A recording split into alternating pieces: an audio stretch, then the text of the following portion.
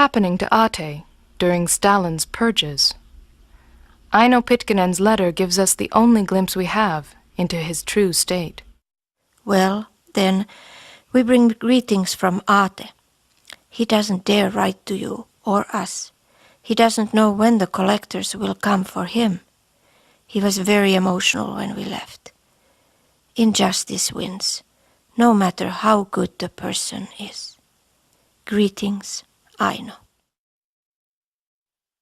Ate escaped arrest. But how? His letters give no hint, but we can make some guesses. First of all, for all their horror, the purges were a bureaucratic operation. Stalin set quotas. Local officials made lists. If you weren't at home or at work when they came for you, they might never come back. And Ate was a moving target. As an athlete, he was reaching star status. An all-Soviet ski jump and slalom champion 4 years running. He held the Karelian records in skiing and cycling. He wrote in a 1937 letter, "I counted yesterday that this winter I have traveled 17,500 kilometers." His athletic prowess fostered the image Stalin wanted the world to see, and that made him valuable. Or perhaps he had a powerful protector.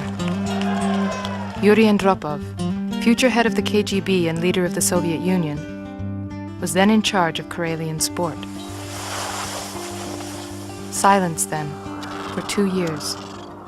Then in January 1939, the last letter Kirsti and Antti would ever receive. And for the first time since leaving Canada, Ate is nostalgic. Dear parents, warm greetings to you after a long, long time. I am no longer in Karelia. In October, I came here to the city of Buzuluk in the Orenburg district. I am a ski instructor in the factory, and I manage the city's sport department. I still have most of the stuff I brought from home. Tell Huxels that sweater they gave me is still in Sunday condition. The alarm clock the time he gave me as a present still wakes me up every morning, and that silver trophy is standing there on the table.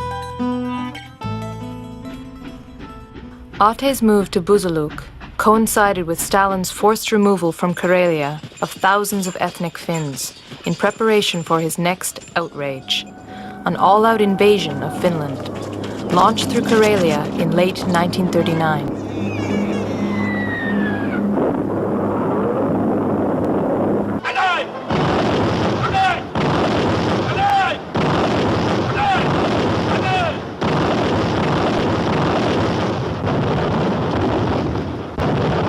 This was the Winter War, a grab for territory while the rest of the world was preoccupied with Hitler. Far away in Buzuluk, Ate met and married Lilia Zarov. But none of this, or what followed, was known to his family. When the Winter War ended in March 1940, Soviet Karelia had been extended well into Finland. Ate and Lilia came back to Petroskoi, where Ate took up his old job stringing cable from this telephone exchange. Lilia became pregnant. Then suddenly, Karelia was once again on the front lines of war.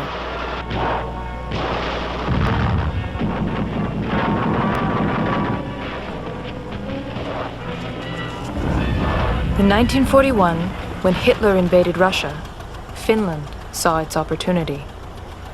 Accepting Hitler's offer of assistance, Field Marshal Mannerheim launched an offensive. The Finns not only reclaimed their own territory, but pressed on into Soviet Karelia, ultimately capturing and occupying Petroskoi itself. Ate fled with the Red Army to Belomorsk and sent Lilia back to Buzuluk. In November, Alfred was born.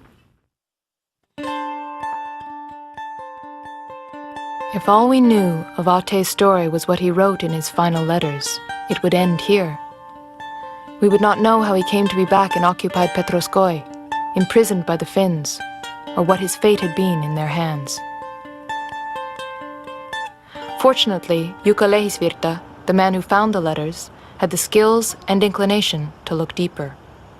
He took Varpu Lindström to the Finnish military archives where he had found thick files covering Ate's time in Finnish custody, including detailed transcripts of his interrogation. There. Yes, 12th June. The transcripts reveal that Ate was no ordinary prisoner of war. And Aate Veli Pitkänen, Right. spying during the war, April-May 1942. The Finns had arrested him behind their lines and charged him as a Soviet spy. Soviet intelligence was responsible for setting up resistance groups to prepare for an eventual counteroffensive against the Finnish invaders. For this they needed Finnish speakers. It was probably inevitable that Ate would be recruited to this work. Through the Finnish transcripts, we learn the version of his story he told his interrogators. Vakoja minusta tuli ihan vahingossa. Se oli huhtikuussa 1942, kun puhelinyhtiön johtaja Bushnowski sanoi minulle, että nyt minun erikoisvapauteni sotapalveluksesta päättyy. Because I was an athlete and a skier, I was to cross Lake Onega alone into enemy territory to work with the partisans in Petroskoy. I knew a man who had refused and he had later disappeared, so I accepted my first mission. And they told me that when it was over, I could go home and see my wife and son. He went on to tell them that he was to meet a contact in Petroskoy, who would give him information on troop and aircraft numbers and on conditions among civilians. It was a plausible story, and the Finns accepted it. But the whole story was lies, carefully concocted to misdirect Finnish counterespionage. In the Petroskoy Communist Party archives, the original documents covering his mission can still be found. There is no mention of counting troops or aircraft. Instead, he is ordered to organize resistance groups and to arrange safe places for them to meet. Had he told the Finns this, countless arrests might have followed as they tracked down his recruits. Instead, he left the way open for the agents who would follow him. Whoever came next would not fail because of Ate Pitkänen. He also lied about it being his first mission. There had been at least one earlier. Nor did he mention that he had a partner, a woman of whom the Finns seemed to be unaware. The KGB files credit this with saving her life. We can't see into his heart, but it looks very much like Ate approached this as he did everything else, with his whole being and spirit. Despite all that he must have seen during the purges, he still chose Stalin over Hitler, as indeed did his native Canada and all her allies. So he went to his fate willingly, and he knew the risks. On the eve of his mission, Ate had written Lilia a letter and a poem that seemed to be saying goodbye. To Lilia, read my words in detail. My darling, live. But love, I pray you, don't forget me. These verses to you, my dear, I write them for your memories. I've put your golden image in my notebook. My heart aches to think what fate has done to us, tearing us apart. And perhaps I'm never again to look upon your deep brown eyes.